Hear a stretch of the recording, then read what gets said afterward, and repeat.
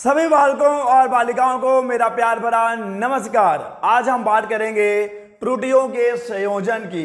Last lecture में हमने जाना था कि मापन में त्रुटियों का क्या अर्थ है। हम जानते हैं कि भौतिकी एक मापन विज्ञान है जिसके अंतर्गत विभिन्न विभिन्न भौतिक राशियों का मापन किया जाता है। और जब आप मापन करते हैं तो जो मापित मान होता है वो उस भौतिक राशि के वास्तविक मान से थोड़ा सा ऊपर नीचे थोड़ा सा भिन्न होता है। मापित मान और वास्तविक मान में इस भिन्नता को ही मापन में त्रुटि कहते हैं।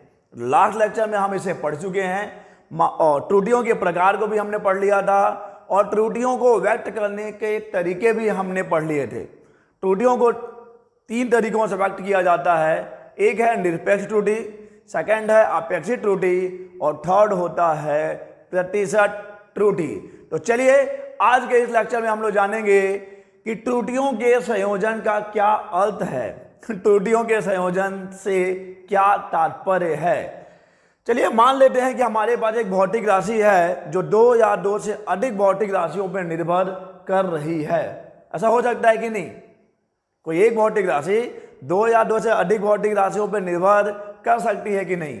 बेशक कर सकती है। अगर आपने चैप्टर 2 यानी जो चैप्टर हम लोग पढ़ रहे हैं इसका फर्स्ट लेक्चर देखा है जिसमें हमने भौतिक राशियों की बात की थी और हमने जाना था कि भौतिक राशियां 2 प्रकार की होती हैं। एक है मूल भौतिक राशि और दूसरा जो है वो होता है व्युत्पन्न भौतिक राशियां। मूल भौतिक राशियां, व्युत्पन्न भौतिक राशियां। मूल भौतिक राशियां स्वतंत्र होती हैं, वो अन्य भौतिक राशियों पर निर्भर नहीं करती हैं, वो अकेले हैं। झुंड में तो सुअर आते हैं, मुन्ना शेर अकेला ही आता है। तो जो मूल भौतिक राशियां हैं वो स्वतंत्र हैं और दूसरी भौतिक राशियों पर निर्भर नहीं करती हैं। लेकिन जो व्युत्पन्न भौतिक राशियां हैं वो मूल राशियों से प्राप्त की जाती हैं। व्युत्पन्न भौतिक राशियां अन्य भौतिक राशियों पर निर्भर करती हैं। चलिए एक एग्जाम्पल ले लेता हूं, एक बहुत ही सिंपल सा, बहुत ही आसान सा उदाहरण। चलिए मैं बात करता हूं घनत्व की। घनत्व जिसे इंग्लिश में आप बोलते हैं डेंसिटी, और मुझे उम्मीद है कि आपको पता होगा कि घनत्व क्या होता है। घनत्व का फॉर्मूला है द्रव्यमान बटे आयतन, यानी कि density is equal to mass upon volume. और अब अगर आपको घनत्व का मापन करना है तो आपको द्रव्यमान का मापन करना पड़ेगा, आपको आयतन का भी मापन करना पड़ेगा। जब आप द्रव्यमान का मापन करेंगे तो आपसे कुछ त्रुटि होगी, जब आप आयतन का मापन करेंगे तो भी आपसे त्रुटि होगी। तो घनत्व के मापन में जो परिणामी त्रुटि है वो क्या होगी? घनत्व के मापन में जो परिणामी त्रुटि होगी द्रव्यमान और आयतन की त्रुटियों का संयोग होगी। गलतियां हमेशा बढ़ती हैं। ये नहीं कि आपने यहां पे ज्यादा कर दिया, यहां पे प्लस कर दिया तो बराबर हो गया, ऐसा नहीं होगा। हम लोग समझेंगे आगे, अभी विभिन्न विभिन्न स्थितियों में हम लोग त्रुटियों के संयोजन की बात करेंगे। पहले ये समझ लीजिए कि संयोजन का अर्थ क्या है।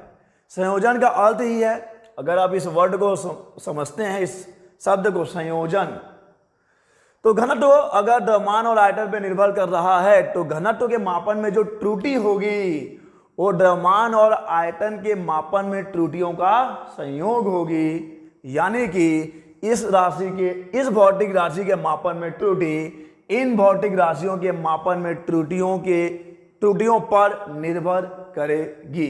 सही है? तो आप ऐसे परिभाषित कर सकते हैं, जब कोई भौतिक राशि एक से अधिक भौतिक राशियों पर निर्भर करती है तो उन भौतिक राशियों के मापन में होने वाली त्रुटियां, द्रव्यमान के मापन में होने वाली त्रुटि और आयतन के मापन में होने वाली त्रुटि संयुक्त रूप से जिस भौतिक राशि की आप बात कर रहे हैं उस भौतिक राशि की त्रुटि का निर्धारण करती है। इसे ही त्रुटियों का संयोजन कहते हैं। तो बहुत ही आसान है। क्या है त्रुटियों का संयोजन? जब कोई एक भौतिक राशि 2 या 2 से अधिक भौतिक राशियों पर निर्भर करती है तो ये जो भौतिक राशि है इसके मापन में जो त्रुटि होगी, इन भौतिक राशियों के मापन में होने वाली त्रुटियों का संयुक्त यानी परिणामी होगी, संयुक्त प्रभाव पड़ेगा।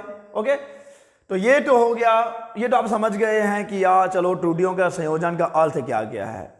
और अब ये जो घनत्व है ये द्रव्यमान और आयतन के भाग के रूप में है, यानी यहां पे ये जो भौतिक राशि है इन भौतिक राशियों का भाग है। तो अब हम लोग अलग अलग स्थितियों में देखेंगे कि परिणामी त्रुटि क्या होती है। जैसे कि अगर कोई एक भौतिक राशि दो भौतिक राशियों का योग है तो परिणामी त्रुटि क्या होगी। अगर कोई भौतिक राशि दो भौतिक राशियों का अंतर है तो परिणामी त्रुटि क्या होगी। अगर कोई भौतिक राशि दो भौतिक राशियों का भाग है जो कि यहाँ पे है तो परिणामी त्रुटि क्या होगी। अगर गुणनफल के रूप में है तो परिणामी त्रुटि क्या होगी, और अगर घात के रूप में है, पावर के रूप में है, तो परिणामी त्रुटि क्या होगी। चलिए देखते हैं। सबसे पहले हम बात करते हैं योग में मान लेते हैं कि मेरे पास एक भौतिक राशि है। कौन सी भौतिक राशि है? जेड इज अ भौतिक राशि, एक फिजिकल क्वांटिटी है जेड, जो दो भौतिक राशियों ए और बी के योग के बराबर है। जेड दो भौतिक राशियों, अब आपको एबीसीडी को समझना पड़ेगा, मैं आपको यहां पे एबीसीडी नहीं पढ़ा रहा हूं।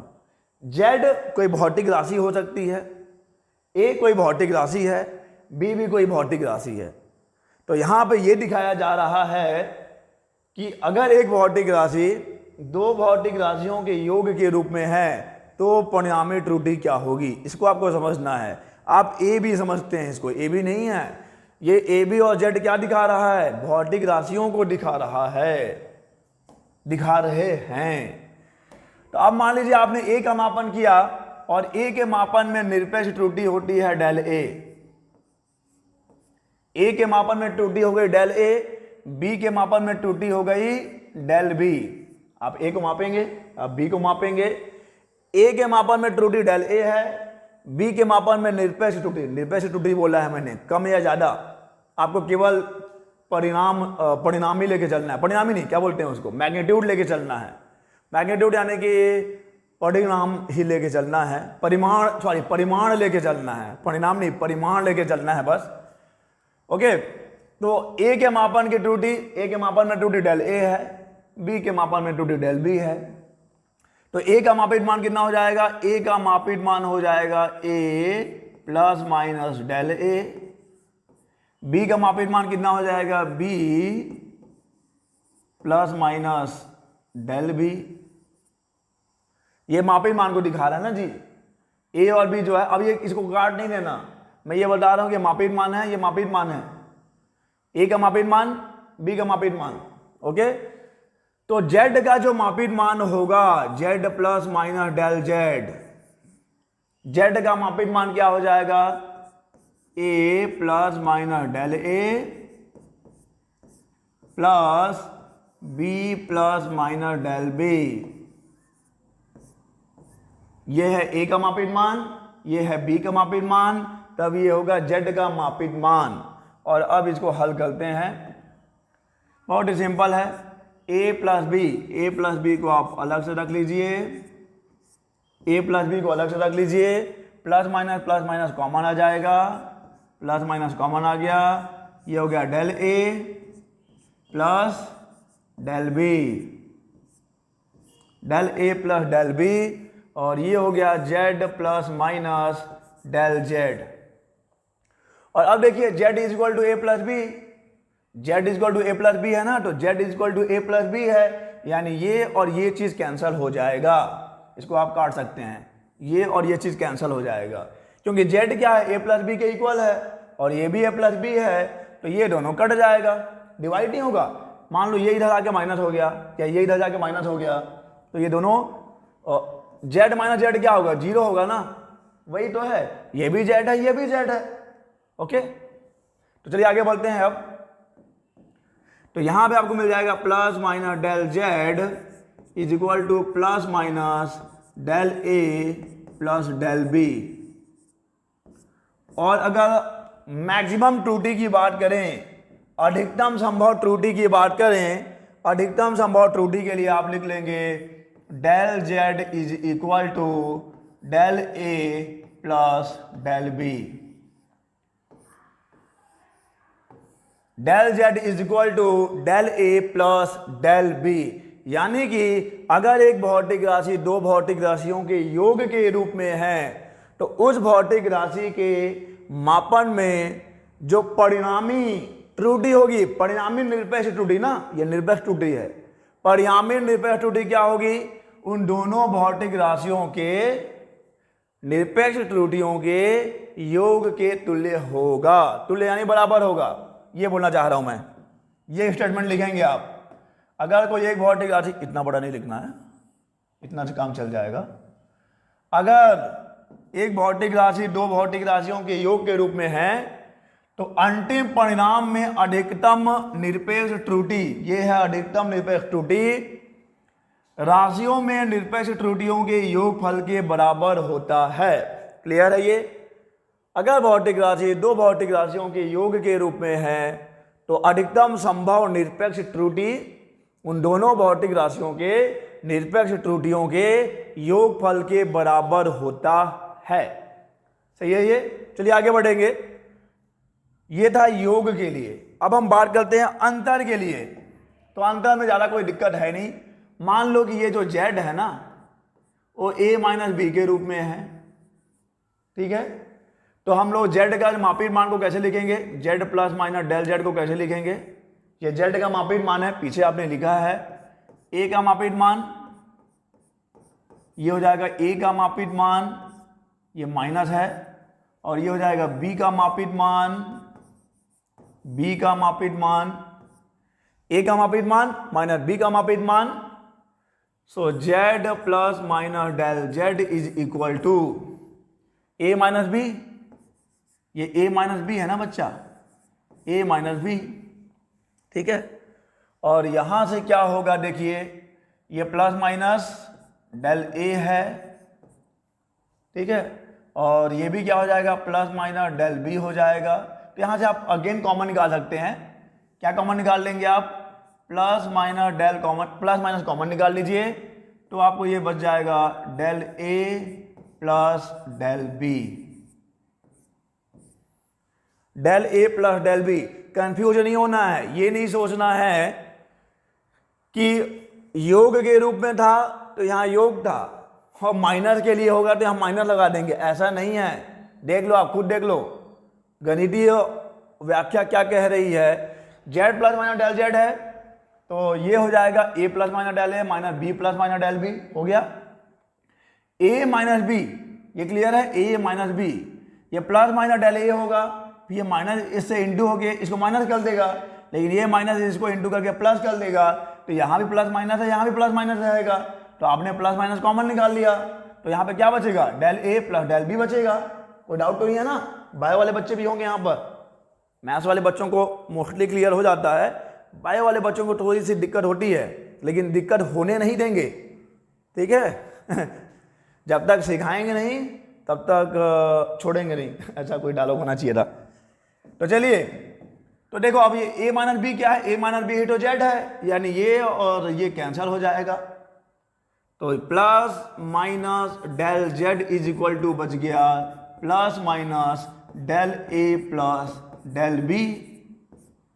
और अधिकतम संभव त्रुटि की बात करें तो del z is equal to आ जाएगा del a plus del b, यानी कि दो भौतिक राशियों के अंतर में भी, दो भौतिक राशियों के अंतर में भी जो अधिकतम संभव निरपेक्ष त्रुटि होती है उन दो भौतिक राशियों के निरपेक्ष त्रुटियों के योग के बराबर होती है। योग में भी बराबर होता है, योग में भी योग के बराबर होता है और अंतर में भी योग के बराबर होता है। ओके, तो ये स्टेटमेंट लिखेंगे आप। ये स्टेटमेंट आपको लिख के दे दिया है। क्या है स्टेटमेंट? जब दो राशियों का अंतर ज्ञात किया जाता है तो अंतिम परिणाम में अधिकतम निरपेक्ष त्रुटि राशियों में निरपेक्ष त्रुटियों के योगफल के बराबर होता है। यह है अधिकतम निरपेक्ष त्रुटि, परिणामी जो राशि है उन दोनों भौतिक राशियों के निरपेक्ष त्रुटियों के योगफल के बराबर है। योग में भी योग के बराबर है, अंतर में भी योग के बराबर है। इसीलिए बोला था गलतियां हमेशा जुड़ती हैं, यहाँ पे गलतियां जुड़ी हैं। चलिए आगे देखते हैं। गुणा में यानी कि प्रोडक्ट में, मल्टीप्लिकेशन में, ठीक है। चलो मान लेते हैं कि हमारे पास एक भौतिक राशि है z, जो दो भौतिक राशियों a और b के भाग के रूप में है। z equal to a by B. अरे यार गुणा वाला है ना, सॉरी गुणा वाला है तो आपको भी लगेगा कितने गए वाले हैं सर। अरे गुणा है भाई, तो गुमराह हो गए थे किसी की आंखों में। z equal to a dot B ना, a dot B. z equal to a dot B. z a और b दो भौतिक राशियों के गुणनफल के बराबर है, जो तीसरी भौतिक राशि है। तो अब a का मापन करेंगे, आपसे कुछ त्रुटि होगी, b का मापन करेंगे, आपसे कुछ त्रुटि होगी। तो मापित मान को आप कैसे लिखेंगे? z plus minus del z, z plus minus del z। Del z क्या है? z के मापन की निरपेक्ष त्रुटि है। और वैसे ही इसको लिखेंगे a plus minus del a, और इंटू हो जाएगा b plus minus del b। और डेल a और डेल b क्या है आपको मालूम है? ओके, चलिए देखते हैं। अब इस a का इस b से इंटू होगा तो ये ab हो जाएगा। ओके, इस a का इस डेल b से इंटू होगा, प्लस माइनस है, ये हो जाएगा del b into a। Okay, plus minus का इंटू यहाँ भी है तो डेल a इंटू बी हो जाएगा। ओके ओके, प्लस प्लस से इंटू होगा, प्लस ही रहेगा, माइनस माइनस से इंटू होगा, माइनस माइनस का इंटू होके भी क्या मिलेगा आपको? प्लस मिलेगा। तो ये मिल जाएगा del a del b, del a del b। z plus minus del z मिला है आपको। और अब आपको क्या करना है? z is equal to a dot B से भाग देने पर z is equal to a dot B से भाग देने पर आप दोनों पक्षों में भाग दे दीजिए। भाग देंगे तो क्या होगा? ये z plus minus del z upon, इधर z से भाग दीजिए क्योंकि ये z के रूप में है। इधर किससे भाग देंगे आप? ए बी से भाग देंगे। A b plus minus del b a plus minus del A b plus del A del b divided by a b. ठीक है, चलिए तो क्या मिलेगा आपको? इतना बता मुझे क्या मिला तुझे। मुझे तो ये मिला भाई, z और z कैंसिल होके 1 हो गया, plus minus del z upon z आ जाएगा। इधर देखिए ए बी से डिवाइड होगा, 1 आएगा, प्लस माइनस तो है ही है, ए और ए कैंसिल हो जाएगा, ये डेल बी अपॉन बी बच जाएगा। प्लस माइनस है यहाँ पे, डेल ए बी बी से कैंसिल हो जाएगा, डेल ए अपॉन ए आ जाएगा, plus del A del b divided by a b. Okay, तो अब यहां से जो 1 और 1 की कहानी है, और इधर 1 आके माइनस हो जाएगा, 0 हो जाएगा, 1 माइनस 1 0।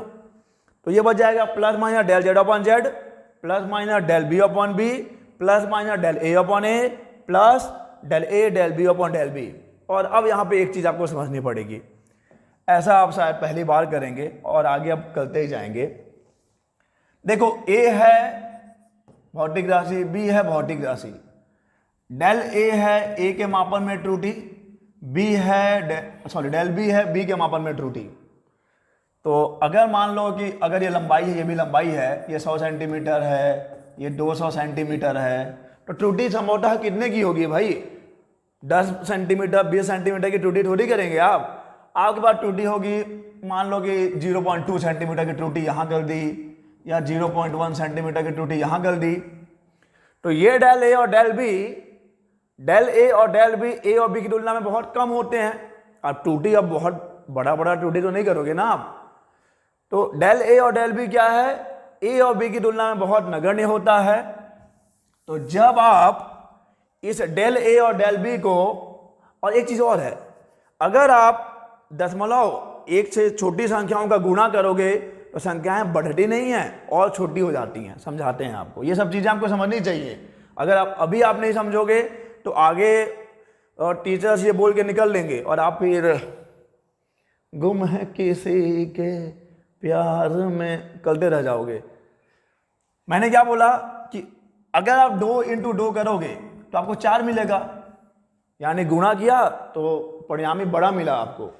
ठीक है, ये 4 जो मिला है 2 और 2 से बड़ा है।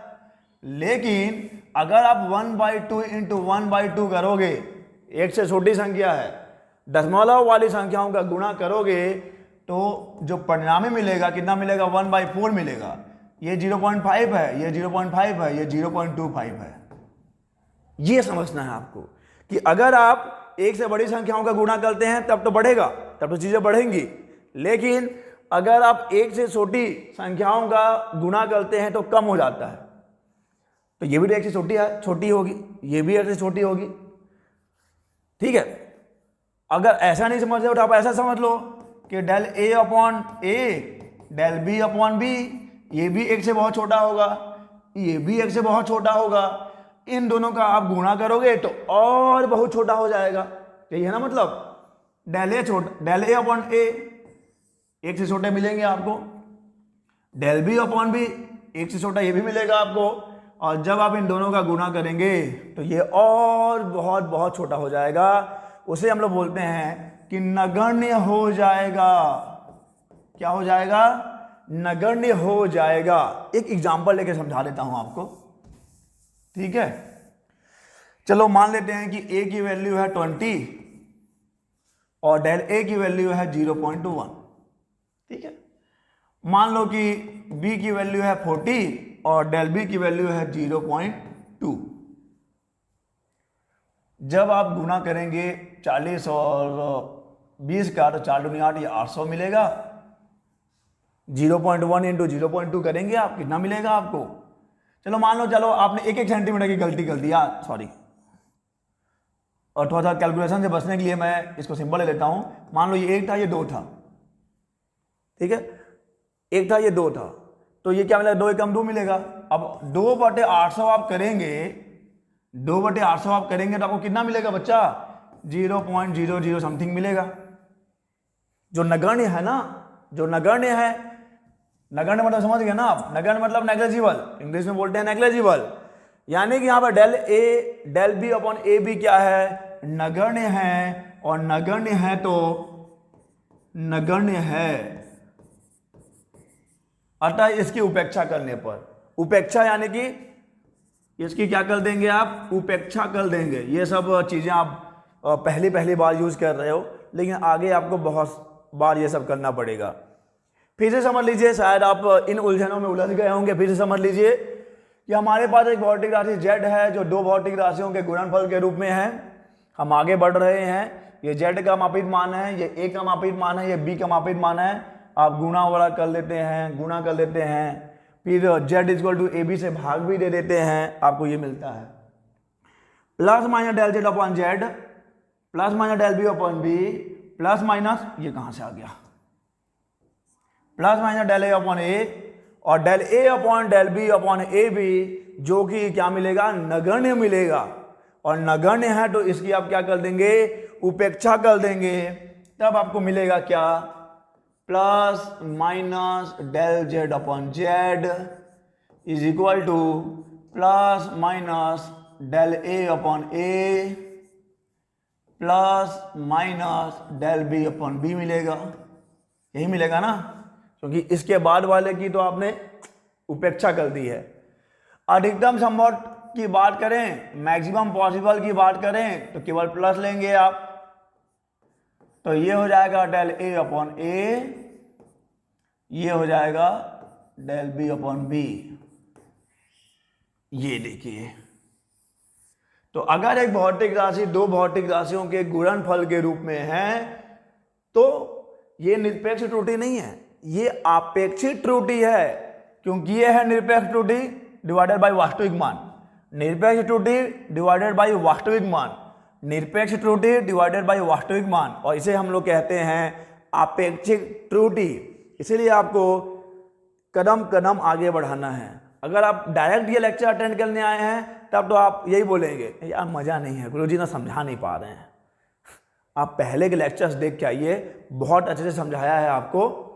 अब कदम बाई कदम आगे बढ़ेंगे ना, सीढ़ियों पे चढ़ना होता है तो एक एक कदम करके आगे बढ़ाना है। अब ये थोड़ी है कि और 3-4 सीढ़ी छोड़ दीजिए और जंप कर जाइए, ऐसा नहीं होगा ना। तो यहाँ पर क्या है, आपका रिजल्ट क्या मिला आपको कि जब दो राशियों का गुणा किया जाता है तो अंतिम परिणाम में अधिकतम भिन्नात्मक त्रुटि, भिन्नात्मक त्रुटि यानी कि आपेक्षिक त्रुटि, अधिकतम भिन्नात्मक त्रुटि उन राशियों में भिन्नात्मक त्रुटियों के योगफल के बराबर होती है। जब एक भौतिक राशि दो भौतिक राशियों के गुणा के रूप में है तो इस भौतिक राशि की जो भिन्नात्मक त्रुटि होगी इन भौतिक राशियों की भिन्नात्मक त्रुटियों के योग के बराबर होगी। याद रखना है आपको, del z by z, del a by a plus del b by b. चलिए गुणा वाला भी हो गया, भाग के रूप में आ जाते हैं। अब भाग यानी कि डिवीजन। चलिए मान लेते हैं कि एक भौतिक राशि वही है, जेड ही ले लो आप। एक भौतिक राशि जेड है जो अब ऐसा है जो मैंने पहले ही लिख दिया था, z is equal to a by b, z a by b. चलो ये घनत्व वाला ही एग्जाम्पल ले लीजिए, घनत्व इज इक्वल टू द्रव्यमान बटे आयतन।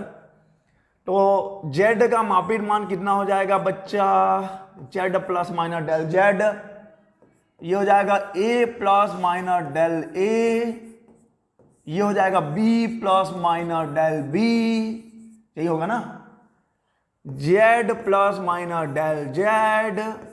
यहां से ए कॉमन निकालिए, यहां से बी कॉमन निकालिए तो ए बाई बी हो जाएगा, और यहां से बच गया 1 प्लस माइनस डेल ए अपॉन ए। यहां पे ए था, बाहर आ गया, 1 बच गया। यहां पे ए नहीं था, अब ये नहीं बोलना यार यहां तो ए था, ये डेल और ए का गुणा नहीं है, ये डेल ए है, दोनों एक साथ है, ये अलग चीज है, ये त्रुटि है, निरपेक्ष त्रुटि है डेल ए। तो यहां पे लोग ये समझ रहे होंगे कि डेल ए डेल इंटू ए है, तो यहां से ए बाहर निकाल देना था और यहां पर डेल रहने देना था। इसी को बोलते हैं बिना पढ़े लिखे आ जाना। ऐसा नहीं है बच्चा, डेल ए एक ही है। ओके,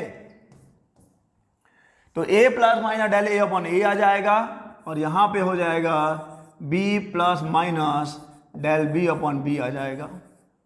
ये ऐसा है और ये ऐसा है। तो ए बाई बी जेड दोनों क्या है, अगर आप z is equal to a by b से भाग दे दें, से भाग देने पर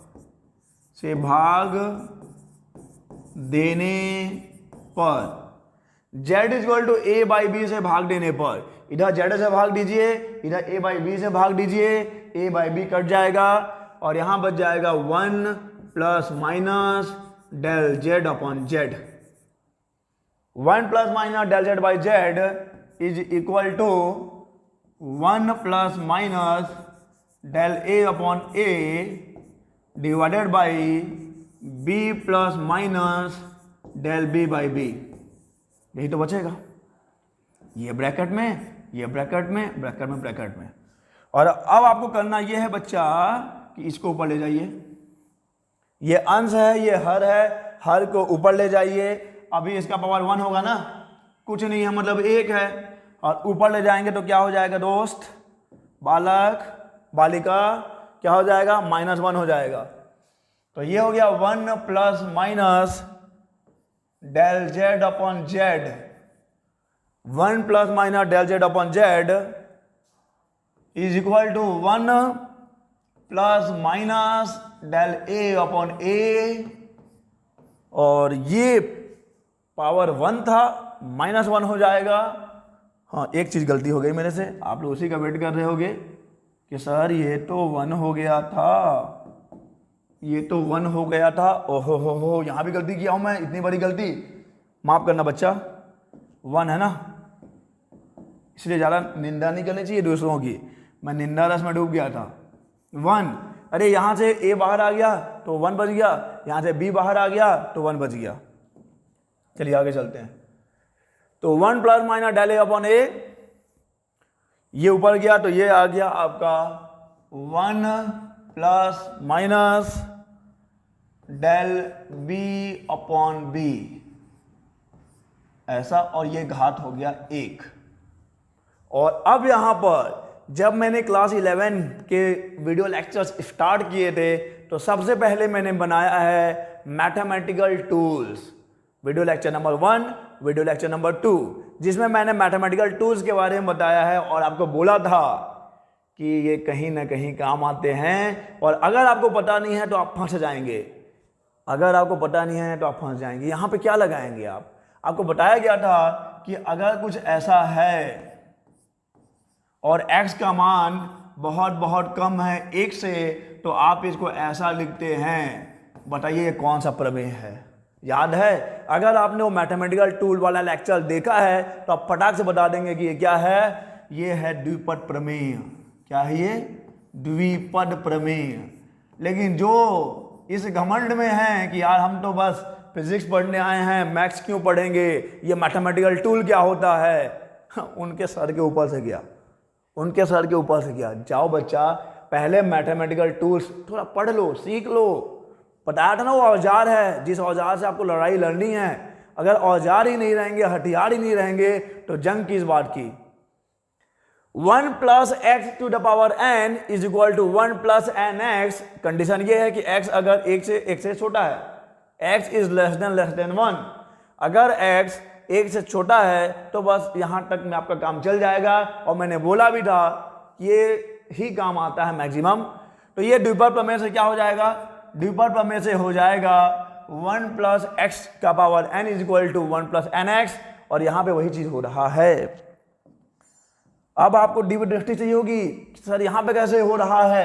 1 के जगह पे 1 है, ठीक है, plus minus del B upon b है, तो है तो ना वहां पे कुछ ना कुछ तो है। और अब देखिए डेल बी अपॉन बी, और अभी आपको बताया कि डेल बी अपॉन बी क्या होगा? 1 से छोटा ही होगा, बहुत छोटा ही होगा। डेल बी अपॉन बी 1 से छोटा ही होगा। तब आप द्विपद प्रमेय से इसका विस्तार कर देंगे तो आपको मिलेगा 1 plus minus del Z upon Z is equal to, ये तो वैसा का वैसा ही है, डेल ए अपॉन ए। और ये पावर बस यहां पे आके इंटू होता है। देखिए ये पावर यहां पे आके बस इंटू होता है, तो ये हो जाएगा 1, प्लस को माइनस बना देगा, माइनस को प्लस बना देगा, डेल बी अपॉन बी हो जाएगा। कोई दिक्कत? द्विपद प्रमेय से बुक में डायरेक्ट लिखा होगा, कहीं भी आप देखेंगे तो डायरेक्ट लिख देगा द्विपद प्रमेय से। अब लोगों को पता ही नहीं है, हवा ही नहीं है कि द्विपद प्रमेय क्या होता है, इसीलिए पहले ही पढ़ा दिया है ताकि बाद में थोड़ा हवा लग जाए। तो 1 plus minus del Z upon Z is equal to 1 plus minus del A upon a, 1 minus plus del B upon b. कैसे हुआ? ये द्विपद प्रमेय से हुआ है। अब चलिए आगे बढ़िए। 1 plus minus del Z upon z. Okay, तो जगह बना लूं मैं अपने लिए, सबको यहां पे अपने लिए जगह बनाना पड़ता है। 1 plus minus del Z upon Z is equal to, इस 1 का 1 से इंटू होगा, हो गया, plus minus minus minus plus minus plus minus plus minus minus, तो यहां माइनस ही रहेगा दोस्त, माइनस। ये क्या हो जाएगा? Del A upon a del B upon b. कैसे हुआ ये? देखो मैंने इसका इससे इंटू कर दिया, इसका इससे इंटू कर दिया, 1 आ गया। अब मैं डेल ए अपॉन ए को डेल बी अपॉन बी से इंटू कर रहा हूं, तो plus into minus, minus minus into plus minus. जब यहां प्लस है तो यहां माइनस है, जब यहां माइनस है तो यहां प्लस है। अब क्या होगा? इसका इससे इंटू होगा, ओहो, तो ये मिलेगा आपको प्लस माइनस डेल ए अपॉन ए, और इसका इससे इंटू होगा तो ये मिलेगा minus plus del B upon b. मिलेगा ना दोस्त? कि कोई दिक्कत है यहाँ पर? अब ये 1 और ये 1 खत्म हो जाएगा। दूसरे कलर में लूंगा, पिंक कलर, तो ये 1 खत्म। तो बचा क्या आपके पास बच गया plus minus del Z upon Z is equal to plus minus del A upon a minus plus del B upon b, और ये माइनस है, minus del A upon a del B upon b. और इसके साथ आपको क्या सलूक करना है आपको बता दिया गया है। डेल ए अपॉन ए और डेल बी अपॉन बी ये क्या होंगे, नगण्य होंगे। ये नगण्य होगा, इसकी आप उपेक्षा कर देंगे, नेग्लेक्ट कर देंगे इसको। इसका इन दोनों के सापेक्ष में इसका कोई वजूद नहीं है। ठीक है, हटा दीजिए उसको, आप इसकी उपेक्षा कर दीजिए, उसकी वैल्यू बहुत नगण्य है। तो जब आप उपेक्षा कर देंगे बच्चा, क्या कर देंगे आप, उपेक्षा कर देंगे, तो आपको मिलेगा plus minus del Z upon Z is equal to plus minus del A upon a minus plus del B upon b. और अब अगर हम लोग अधिकतम संभव त्रुटि की बात करें तो लिखेंगे del z by z del A upon A plus del B upon b. तो ये याद रखना है आपको। ये चलो ये करके दिखाओ ये करके। तो क्या है इसका मतलब, दो राशियों के भागफल में अधिकतम भिन्नात्मक त्रुटि उन राशियों की भिन्नात्मक त्रुटियों के योगफल के बराबर होती है। अगर एक भौतिक राशि दो भौतिक राशियों के भागफल के रूप में है तो जो अधिकतम आपेक्षिक त्रुटि होगी वो उन भौतिक राशियों की आपेक्षिक त्रुटियों के योगफल के बराबर होगी। तो एक बार फिर रिवाइज कर लेते हैं। प्लस माइनस में क्या था, योग और अंतर में क्या है, निरपेक्ष त्रुटि उन भौतिक राशियों की निरपेक्ष त्रुटियों के योगफल के बराबर होती है। गुणा और भागफल में क्या है, गुणा और भागफल में जो भिन्नात्मक त्रुटि होती है वो भौतिक राशियों की भिन्नात्मक त्रुटि के योगफल के बराबर होती है। ये याद रखेंगे, ये सब रिजल्ट आपको याद रखना है। और चलिए अब बात करते हैं घात में यानी कि पावर में। अगर एक भौतिक राशि किसी भौतिक राशि के पावर के रूप में है, z is equal to a का घात n। अगर कोई भौतिक राशि किसी एक भौतिक राशि के घात के रूप में है तो क्या होगा, z is equal to a का पावर n हो गया। तो z का मापित मान कितना होगा, z plus minus del z is equal to a plus minus del a का पावर n है। ये z plus minus del z हो गया। यहाँ से a बाहर निकाल लीजिए तो ये घात भी बाहर आएगा। ये हो जाएगा 1 plus minus del a upon a, इसका पावर n है। और ऐसा कहीं आपने देखा है क्या, अभी तो दिखाया था आपको कि अगर ऐसा है तो इसको आप ऐसा लिख सकते हैं। क्यों लिख सकते हैं, ये है द्विपद प्रमेय। ये और भी आगे जा सकता है, ये और भी आगे जाता है, लेकिन यहाँ पे एक स्पेशल कंडीशन क्या है कि x इज लेस देन 1, तब आपको यहीं तक जाना होता है। और यहाँ भी डेल a अपॉन a एक से थोड़ा छोटा रहेगा, इसीलिए आपको बहुत आगे तक नहीं जाना। z plus minus del z is equal to a का power n 1 plus minus n del a upon a। ये ऐसा हो गया। क्यों हुआ है, आपको डायरेक्ट यहाँ पे लिखा हुआ मिलेगा द्विपद प्रमेय से। और अगर आपको द्विपद प्रमेय नहीं है पता तो फिर आप जाने, आपका काम जाने। इसीलिए आपको तो मैंने पहले पढ़ा दिया है दोस्त। ठीक है, ये द्विपद प्रमेय से ऐसा होता है। ये घात जो है यहाँ पे आगे गुणा होगा 1 plus minus n del a upon a। तो अब आप क्या करेंगे, z is equal to a to the power n से भाग दे दीजिए, से भाग देने पर z is equal to a to the power n से भाग देने पर भाग दीजिए। इधर का z से भाग देना, उस साइड में z से भाग देना, इधर a के घात में n से भाग देना। तो क्या बचेगा आपके पास, 1 plus minus del z upon z। और a का पावर n ना कैंसल हो गया क्योंकि इधर आपने a के पावर n से भाग दिया है। तो बचा क्या, अगर बच गया 1 plus minus n times of del a upon a। तो अब देखिए 1 और 1 कैंसिल हो गया, plus minus del Z upon Z is equal to plus minus N del A upon ए। और अधिकतम संभव की बात करें तो ऐसा लिख सकते हैं आप, डेल ए अपॉन ए लिख सकते हैं। कितना आसान हो जाता है अगर आपको सब चीज़ पता हो तो कैसे लिखेंगे आप इसको? आप इसको ऐसे लिखेंगे इस प्रकार, घात वाली भौतिक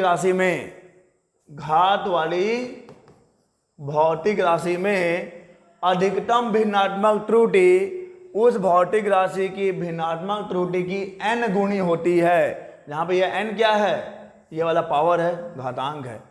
तो जब एक भौतिक राशि किसी भौतिक राशि के घात के रूप में है तो इस भौतिक राशि की जो भिन्नात्मक त्रुटि है, इस भौतिक राशि की भिन्नात्मक त्रुटि की n गुणी होगी, जहां पे n क्या होगा? ये वाला घातांक होगा। क्लियर है ये?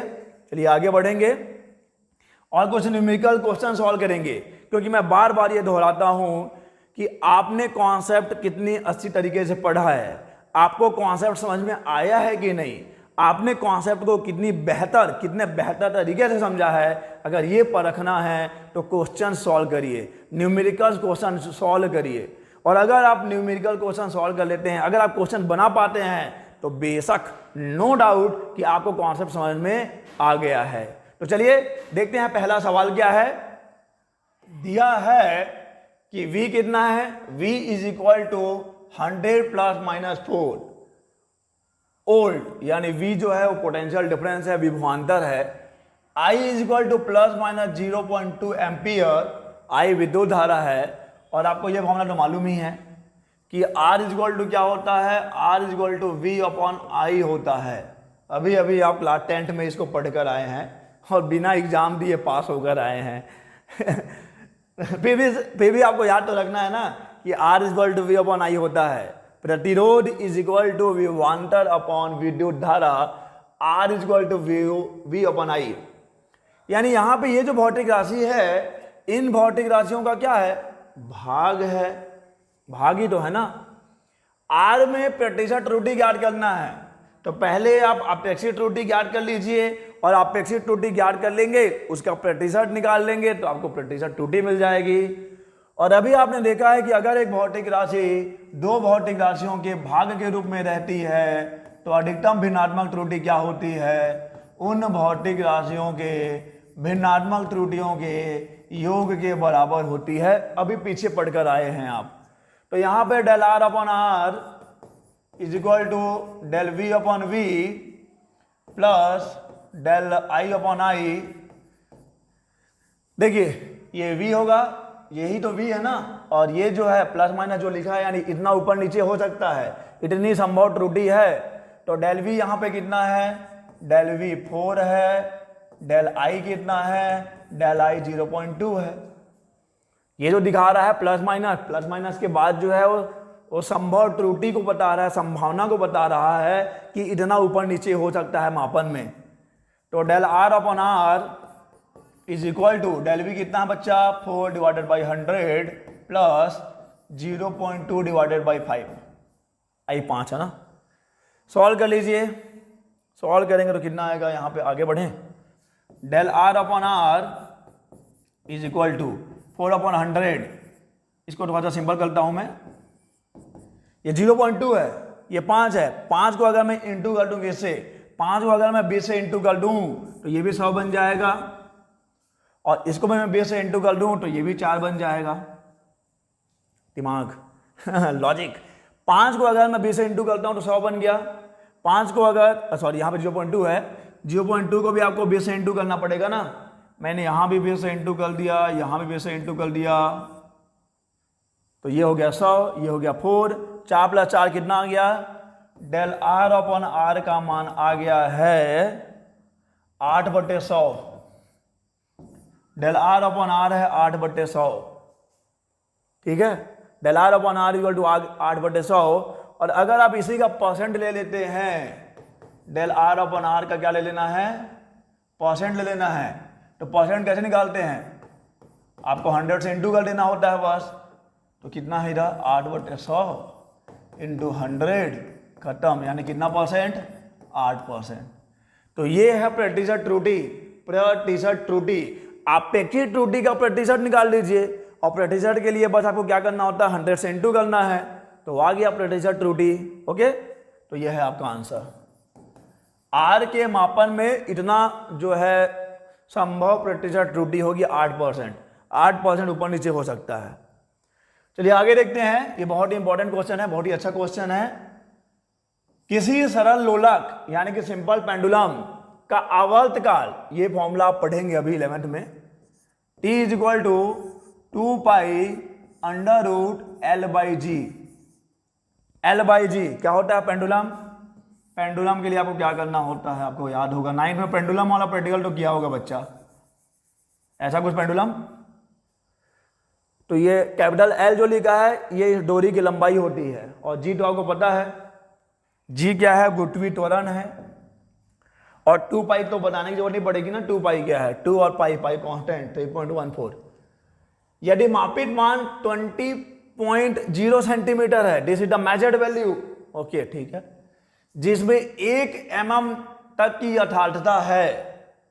ओके, समय को 1 सेकेंड विभेदन वाली कलाई घड़ी से मापने में यह पाया जाता है कि लोलक के 100 दोलनों का समय 90 सेकेंड है। तो जी के निर्धारित मापन की यथार्थता क्या है? इससे पहले वाले लेक्चर में हमने समझा है कि यथार्थता क्या होता है, परिशुद्धता क्या है, समझा है ना। तो देखो यहाँ पे यथार्थता का अर्थ यही है कि जब आप त्रुटि, जब यहाँ पे मापन करते हैं आप, तो संभव त्रुटि 1 mm तक की हो सकती है, 1 mm तक की त्रुटि हो सकती है। ओके, और ये किस में त्रुटि है, ये L के मापन में त्रुटि है, संभव त्रुटि, और जो कैपिटल T है उसके मापन में 1 सेकेंड जो है ऊपर नीचे हो सकता है 100 दोलन के लिए, सॉरी 100 नहीं है, 90 सेकेंड, 90 सेकेंड में 1 सेकेंड का ऊपर नीचे हो सकता है। समझो जरा, समझो, रिलैक्स। आपको लिखा हुआ है capital T equal to 2 pi under root L by G, लेकिन G के मापन की यथार्थता निकालनी है कि G के मापन में कितनी संभव त्रुटि है, कितनी संभव त्रुटि हो सकती है। तो पहले G का वैल्यू निकाल लीजिए, ये हो जाएगा T square 4 pi square L by G, यही तो होगा। तो यहां से G क्या हो गया, G is equal to 4 pi square L upon T square. G is equal to 4 pi square L upon T square. आप इस 4 पाई स्क्वायर का मापन नहीं करेंगे क्योंकि 4 तो 4 ही रहेगा, पाई का मान तो 3.14 ही रहेगा, तो मापन आप L का करेंगे, टी स्क्वायर का करेंगे। आप समझिए, यहां पे लॉजिक समझिए जरा, यानी कि G जो है वो L और टी स्क्वायर के भाग के रूप में है।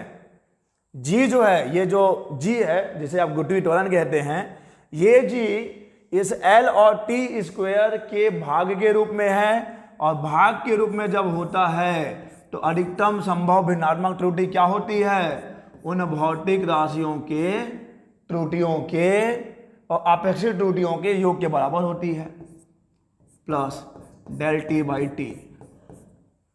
लेकिन ये यहां पे t का घात भी है, ये जो भौतिक राशि है उसका घात भी है, और घात का आपको क्या करना होता है, घात का गुणा करना होता है। लास्ट में सबसे पहले, सबसे लास्ट में यही पढ़ा ना आपने, फिर समझो, फिर समझो। ये G जो है वो L और T के भागफल के रूप में है, और अगर भागफल के रूप में है तो आप ये फॉर्मूला लगाते हैं ना, del G by G is equal to del L by L plus del T by T होगा।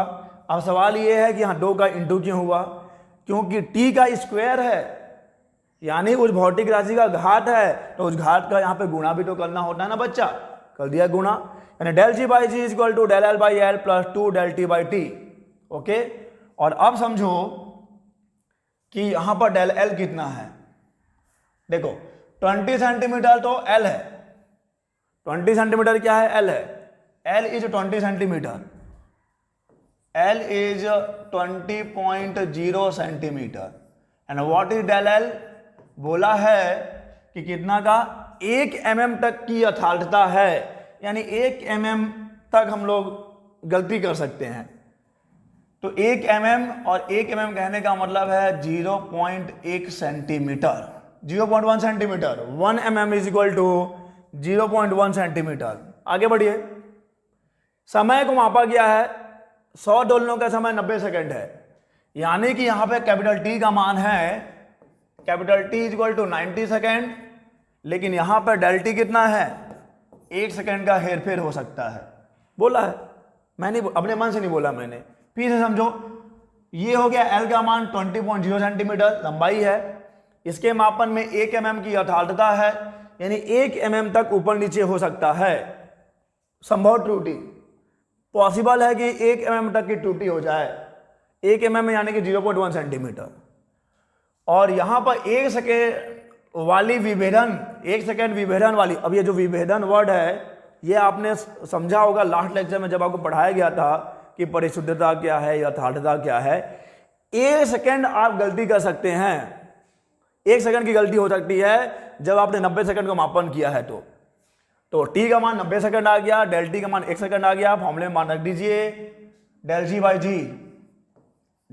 जी is equal to, del G by G equal to कितना, डेल एल बाई एल, यानी 0.1 अपॉन 20 प्लस 2 टाइम्स है ना दोस्त, 2 times of 1/90, 2 times of 1/90। चलिए हल करते हैं, और जब आप इसको हल करेंगे तो आपको ये मिल जाएगा 0.005, और ये मिल जाएगा जब आप इसको हल करेंगे तो ये मिल जाएगा 0.022, और दोनों को जब आप ऐड करेंगे, दोनों को जोड़ेंगे तो ये मिल जाएगा 0.027। ओके, और अगर आप इसको हटाना चाहें तो इसको एक बढ़ा सकते हैं 0.03। तो डेल जी अपन जी ये है अधिकतम भिन्नात्मक त्रुटि, और अगर इसका परसेंटेज त्रुटि निकाल लें, डेल जी अपन जी का परसेंटेज निकाल लें तो अब क्या हो जाएगा, ये एक्चुअली में क्या है 3/100 है, इंटू 100 कर दीजिए तो ये आ जाएगा 3%, 3%। ओके, 3%। तो यही क्या हो जाएगी, जी के मापन की यथार्थता है, यानी जी के मापन में 3% तक की त्रुटि संभव है, संभावना है कि 3% तक की क्या हो जाए, गलती हो जाए, त्रुटि हो जाए। ओके, तो आज के लेक्चर में हमने पढ़ा है त्रुटियों का संयोजन, और समझा है कि त्रुटियों का संयोजन क्या होता है, गुणा में, भाग में, घात में, अंतर में, योग में अधिकतम संभव त्रुटियां क्या होंगी, और कुछ एक न्यूमेरिकल्स भी सॉल्व किया है। और आपके लिए भी एक काम है बच्चा, काम कहाँ है, ये काम यहाँ पर है, ये है होमवर्क, ये क्वेश्चन आप सॉल्व करिए। मैं कुछ तो आपको हिंट दे दूंगा कि देखो, एक है प्रतिरोध 100, अच्छा ये प्लस माइनस होगा, ये भी प्लस माइनस है, ये पहला प्रतिरोध है, ये दूसरा प्रतिरोध है, 2 प्रतिरोधों का संयोजन किया गया है।